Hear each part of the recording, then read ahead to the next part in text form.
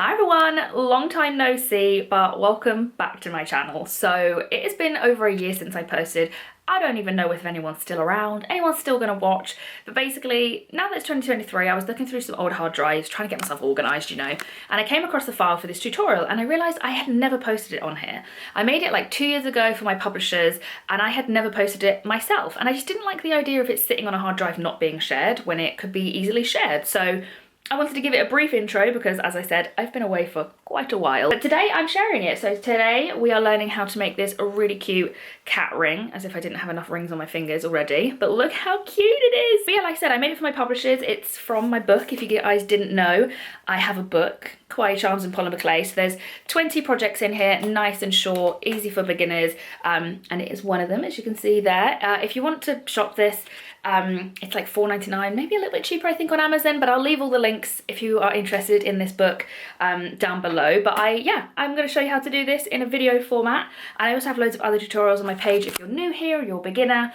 But yeah, let's get on with the tutorial. So first start with a ball of white polymer clay and form this into an oval shape using your surface and your fingers. You can do this in any size, but mine turned out to be just over 2 centimeters wide and just under 2 centimeters in length.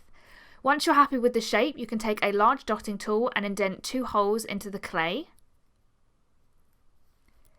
Now we're going to add the eyes, so all you want to do is roll out some black clay into a snake and cut 2 even pieces.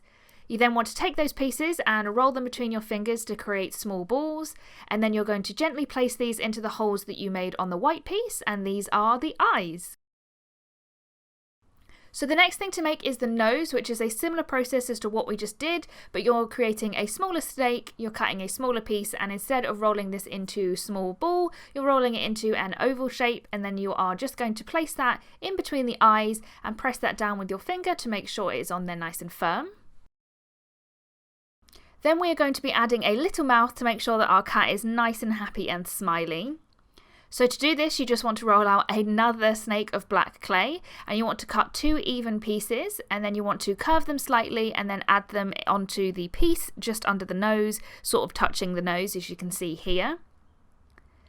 Working with pieces this small can be a little bit tricky, but if you make them slightly bigger and thicker, it'll be easier to work with. So if you need to, you can do that first, and then once you get a bit better at using clay, you can make them thinner and thinner like I have. We're next going to add a little bit of blush to make this cat extra kawaii. So here I am using some shaved chalk pastels in pink, but you can use any powder pigment or any old makeup. Just make sure you don't use it again for anything else. And then I'm just putting that on a brush and then very gently brushing that onto my piece to add a little bit of colour. Then last but definitely not least, we are going to be making the whiskers for the cat. So I promise this is the last snake of clay I'm going to be telling you to make, but you want to roll out one last snake of black clay, and from that you just want to cut 6 even pieces. They don't need to be completely exact, but just try and get them roughly the same size. So once you've got 6 of them, what you want to do is place those next to the eyes and you've got some whiskers. So our piece is very much looking like a seal right now, so you could stop now and have a really cute little seal ring, but we're going to add the ears as we are making a cat today.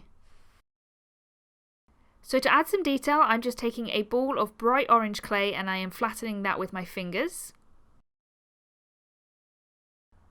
Then I am just using a cutter to create a circle shape out of this orange clay and removing the excess.